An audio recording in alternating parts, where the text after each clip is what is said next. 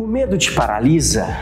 Aprenda a vencer seu medo, aprenda a deixar esse medo de lado e viver aquilo que você quer viver. Olha só, dos milhares de alunos que eu já treinei no Brasil, um fator importante eu observava em todos os medrosos. Quem são os medrosos? Aqueles que deixam ser vencidos verdadeiramente pelo medo. E esse fator importante era sempre uma característica da sua personalidade. E essa característica da personalidade sempre tinha a ver com alguma influência paterna ou materna que essa pessoa teve na vida.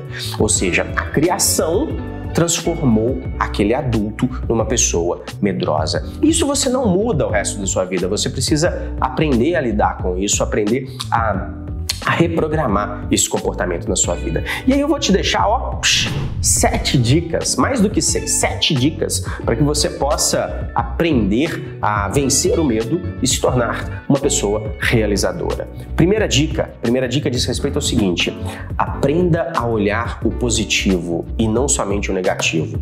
Eu falo para os meus alunos medrosos que muitas vezes eles vão colocando, eles criam um muro de tijolos na frente dele. Então, e se isso acontecer, isso acontecer, isso acontecer, isso acontecer? Então eles vão criando ali um muro de tijolos. Então, quando você só olha o negativo, você olha, e se isso der errado, e se isso acontecer? E aí você cria esse muro de tijolos. Quando você passa a olhar o positivo, é como se você estivesse tirando tijolinho por tijolinho.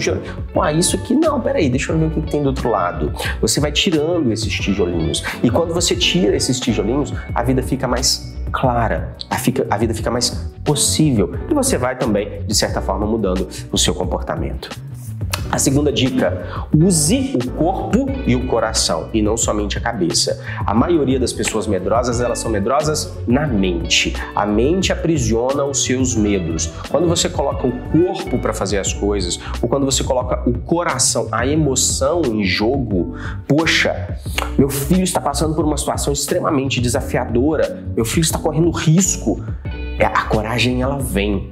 Então, usa o corpo, usa o coração, a sua emoção e não somente a cabeça, tá? Terceira dica: confie no resultado. Você não precisa confiar em você, você não precisa confiar nas outras pessoas, você não precisa confiar no ambiente, você precisa confiar no resultado. Se você confiar no resultado, pode ter certeza que o seu cenário de medo para confiança ele vai mudar. Ele vai mudar. Por quê? Porque você tem uma projeção realista, otimista do que pode acontecer com você. Quarta dica: faça com o que você tem. E aí eu já trago a quinta dica: evite acomodação. Faça o que você tem e evite acomodação.